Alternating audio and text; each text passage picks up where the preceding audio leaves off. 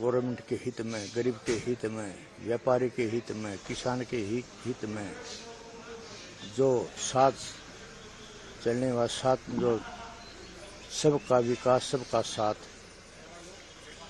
ऐसी पार्टी से जो ना मेरा अपने विचारेंगे तो ऐसे जो ना जो देश का भला हो, देश आगे बढ़े, ऐसी पार्टी को जो है सोच समझ के वोट करनी चाहिए।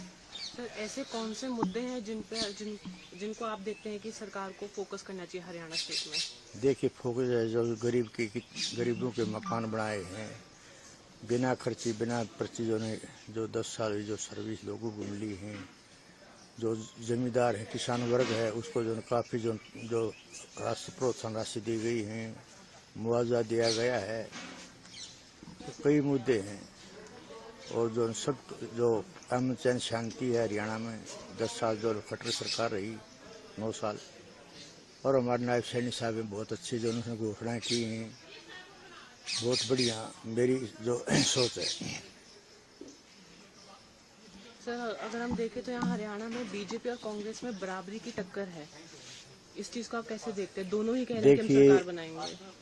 काफी जो, मैं भी 68 साल का हो गया, हमें चुनाव काफी देखते हैं, लेकिन जो हवा है कांग्रेस का, ये कुछ ही लोग हैं जो हवा कर रहे हैं। जब आप जो सोचे वो वैसी बात नहीं है। तीसरी बार फिर जो भारत में भारतीय जनता पार्टी सरकार, चौधरी नायब सैनी जो मुख्यमंत्री हैं, फिर मुख्यमंत्री बनेंगे।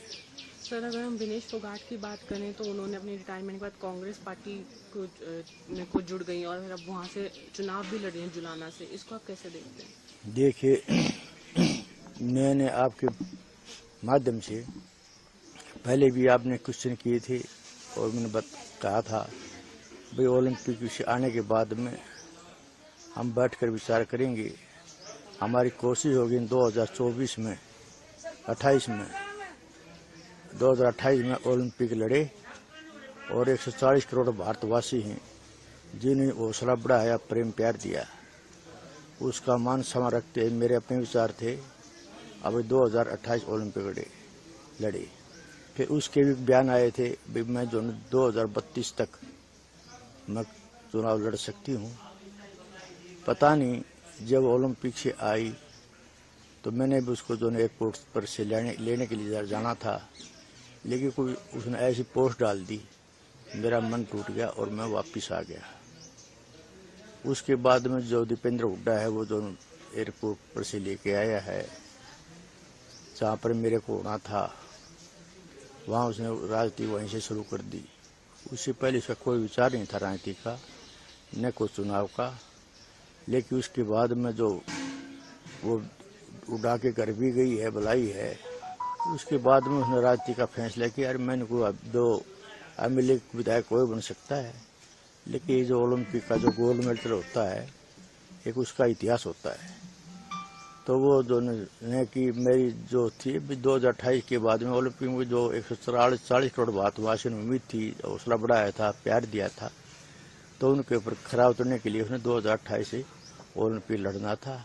और जो उसने फैसला लिया उसका खुद का फैसला है, ये हमारे कोई विचार नहीं थे। सर, हमने ये भी देखा है कि ये भी सवाल उठाए जा रहे हैं कि विनेश ने आपका उस तरीके से शुक्रिया अदा नहीं करा जिस उस पे आज वो पहुंची ओलंपिक्स में, आपने उनको ट्रेन करा, पर उन्होंने कभी उस तरीके से इज्जत या शुक्रिया अदा नहीं करा। इस चीज़ पे आप क्या कहेंगे? देखिए, वो उसके विचार हैं। माँ बाप का फर्ज होता है बच्चे को जो कामयाब करे। मैंने उसके लिए दिन रात एक करके यहाँ इस मुकाम तक पहुँचाई, चाहे गीता हो, चाहे बबीता हो, चाहे विनेश हो, चाहे ऋतु हो, चाहे संगीता हो। जो मेरा जो टारगेट था वहाँ तक पहुँची, और ये दुर्भाग्य है जो 100 ग्राम वजन से वो डिस्क्वालीफाई हुई। मुझे दुख है, लेकिन जो कहते हैं न बेटा बेटी कुपात्र हो जाए, लेकिन माँ बाप की आत्मा होती है वो अलग होती है। हमारी आत्मा आज भी वैसी है। कोई बच्चा अपना जो प्रवेश करता है, कोई नाम करता है, तो आज भी मेरी वही आत्मा है, चाहे बच्चा चाहे कुछ भी कहे। ये आप इसके माध्यम से बता दो, सारे जो मीडिया को पता है किसने इसकी जो मेहनत करवाई है, किसने यहाँ तक पहुँचाई है। ये जब मेरे मुंह से कहने की कोई जरूरत नहीं। आज वो इज्जत ना करे, सम्मान ना करे, वो उसने खुद ने सोचना है। हो सकता है उसका कोई मेरे जो ना करे तो भला उनता हो, तो मेरे को दुख नहीं। अगर मेरी जो मान सम्मान न करेगी, उसको कुछ फायदा मिलता हो, तो मैं उसके भी पक्ष में हूँ।